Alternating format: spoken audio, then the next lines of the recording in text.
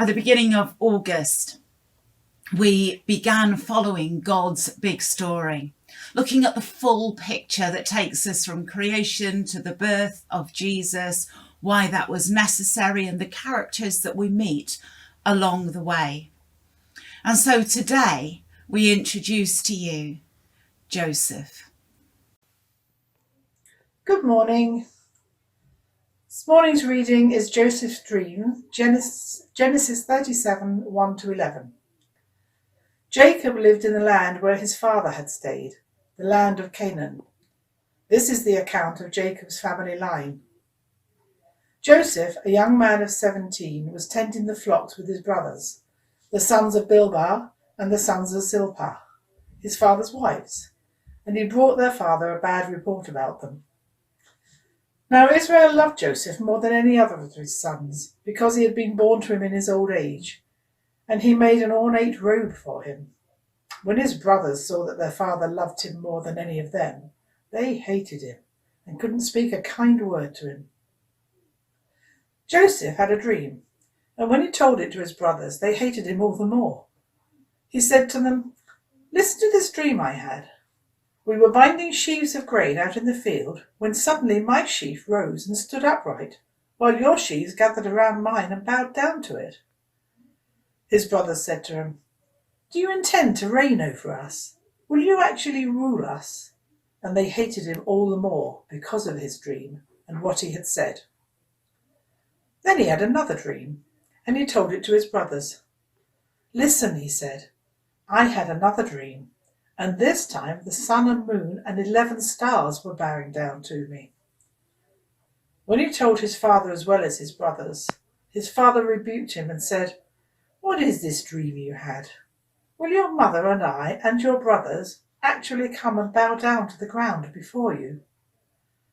His brothers were jealous of him, but his father kept the matter in mind. Here ended the reading. Generally, if you say the name Joseph, you immediately either think of Mary's husband knelt with her beside the manger, or maybe Jason Donovan or Philip Schofield twirling around in their technicoloured dreamcoat.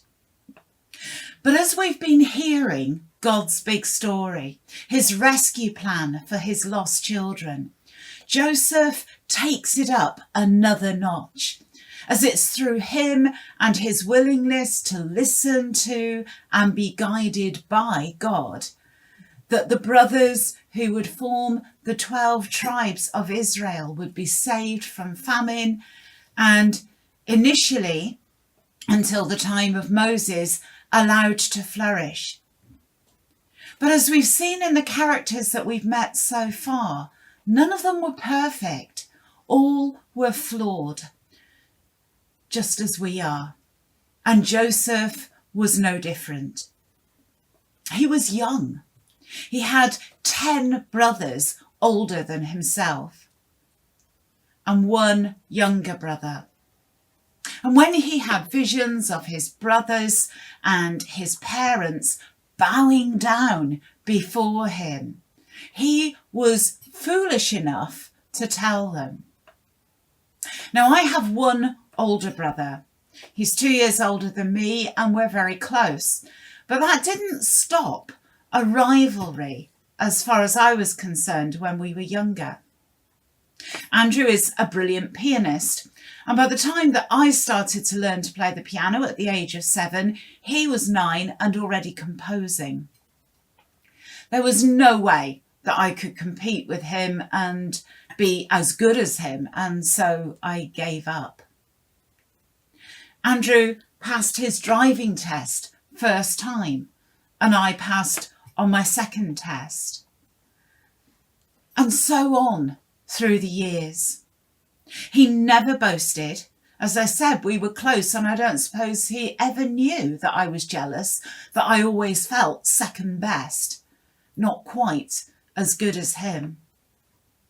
So imagine having 10 older half-brothers from your dad's first wife, who no doubt felt very superior to you in every way and probably treated you as such. The only one that you got on with was your younger brother, your full brother, Benjamin, and you adored him. But you have 10 brothers who lord it over you, and you will always, always be on catch up. Until something makes a difference. You, Joseph, are your father's favourite son. And he singles you out by getting you an amazing special robe to wear. I looked up the verse that described the coat in a few different versions. The King James Version has it as the traditional coat of many colours. The New International Version said ornate robe. But the majority of Bible versions describe it as a long-sleeved tunic or a long robe with sleeves. That's a little bit different from a technicoloured dream coat. So that got me intrigued. What is the significance of the long sleeves? Well, one commentator that I read said, when a doting Jacob gives Joseph his special cloak with long sleeves, the coat of many colours is a misinterpretation in Genesis 37 verse 3, says the commentator. He grants his favourite son a sign of special privilege. In this case, Joseph is exempted from shepherding duties, since the long sleeves would hinder him from being able to chase after sheep. So the second from lowest ranked brother is elevated above all the others by a robe, and they hate him for it. And then he starts having visions of them all bowing down to him, and that's the last straw. They beat him up, they throw him into a well, they sell him off as a slave, and they rip up the precious coat so that they can tell their father that he was killed by a wild animal. That is hatred. You'd think that that would be enough to make Joseph write off his brothers, to shut them out of his life. But Joseph has a deep faith in God, and he believes that everything happens for a reason. He gets sold into slavery in Egypt. He ends up in prison for refusing to seduce his master's wife when she demands that he does. And he comes to Pharaoh's attention by interpreting dreams. From there, it's a short step to becoming the second most powerful man in Egypt, preparing the country for a coming famine that eventually brings his brothers to Egypt, begging for food, thus bowing down before him. And okay, he does play a little game with them, but his chief concern is that they are safe and well. And then he brings his whole family to Egypt, granting them their own place there where they can live and thrive. They would most certainly have died of starvation in Canaan, but in Egypt they can grow and prosper and become the vast race that God had promised that they would be. Total forgiveness and allowing God to work out his plan through Joseph's life. He may have started out naive and foolish, but through his trust in God, he gains great wisdom. So what else does that have to say to us today? How does it speak into our lives? Well, firstly, I keep being drawn back to this robe, multicoloured, long-sleeved, whatever. It was a sign of sonship, of being precious in his father's sight. But there are many times where we can feel small and insignificant, invisible to the world around us, second best. What possible use can we be to God or anyone else? But in Isaiah 61 verse 10, we are told, I delight greatly in the Lord. My soul rejoices in God, for he has clothed me with garments of salvation and arrayed me in a robe of his righteousness. He has clothed me with garments of salvation and arrayed me in a robe of his righteousness. God places that robe of righteousness upon each one of us, on you, on me, on all who follow him. And that robe reminds us that we are his sons and daughters, and we are precious to him. Not second best, not playing catch up, not unnoticed, but each of us with our part to play in his great rescue plan. Wear your robe with pride. The second thing to draw out was Joseph's faithfulness.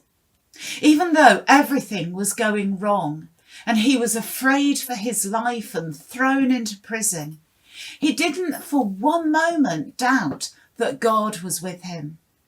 He just kept trusting that God was in control. When things go wrong in our lives, and they do, it's easy to ask, why me? And think that God has abandoned us. It's much harder to trust that God has a plan that we do not see. And even through the pain, greater things will come. He doesn't cause the pain, but he can redeem it and use it to help others. Thirdly, Joseph didn't hold a grudge against his brothers, even though they did what would seem to be an unforgivable thing to him. But he forgave them, and through that forgiveness, his people were saved. Israel became a mighty race, and ultimately through them, God was able to put into action his great rescue plan in sending Jesus for us. We will often never know how our forgiveness of someone will have a knock-on effect and change their lives and the lives of others. But forgiving frees us from bitterness and frees those who have hurt us to play their role if they let him in God's plan. So, claim your robe. You're a child of God, precious to him. Trust him even when everything falls apart, and forgive those who hurt you, so that they too can find God redeeming and saving their lives. Amen.